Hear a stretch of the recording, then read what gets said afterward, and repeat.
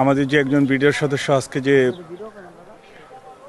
সরকার জামিন দেয়নি, কিন্তু আল্লাহর জামিনে সে আল্লাহর জিম্মায় চলে গেছে। আবার বলেন কথাটা। সরকার জামিন দেয়নি, তাতে কি হয়েছে? আল্লাহর জামিনে সে চলে গেছে, এই দুনিয়া ছেড়ে চলে গেছে।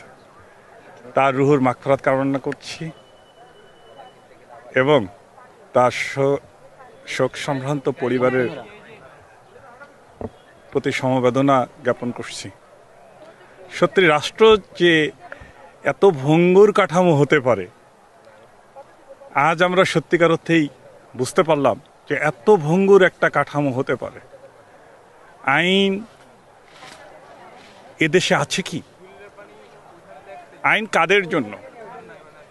আমার মনে হয় 5 আগস্টের পরে আবু সাইদ, মুগ্ধ এবং ইয়ামিনদের বাংলাদেশে এখনো স্বৈরতন্ত্রের বীজ এখনো রয়ে গেছে। সত্যি আজকে সহকর্মীকে হারালাম।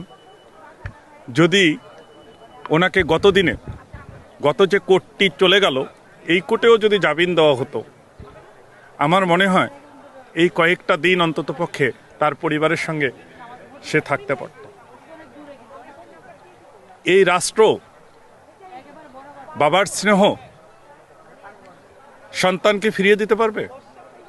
এই রাষ্ট্র কি স্ত্রীর ভালোবাসা, স্বামীর কাছে যে তার ভালোবাসাটা পাওয়ার কথা ছিল সেটা ফিরিয়ে দিতে পারবে? এ কেমন রাষ্ট্র? আমরা কোথায় দাঁড়িয়ে আছি? 5 আগস্টের পরে সত্যিকার অর্থে আমরা এই রাষ্ট্র কল্পনাও করতে পারি না।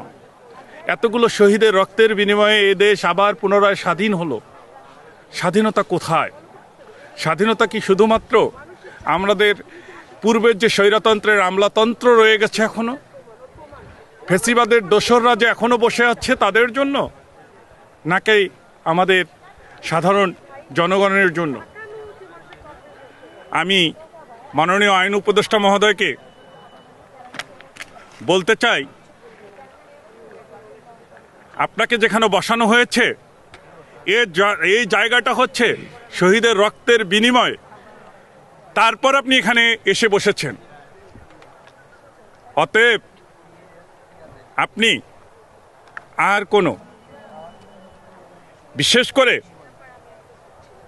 2009 সালে এই পিলখানা হত্যাকাণ্ডে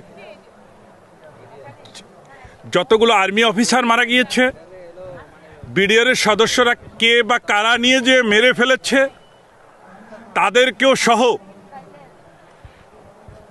আইনের আওতায় নিয়ে এসে তাদের বিচারের মুখোমুখি দাঁড় করান।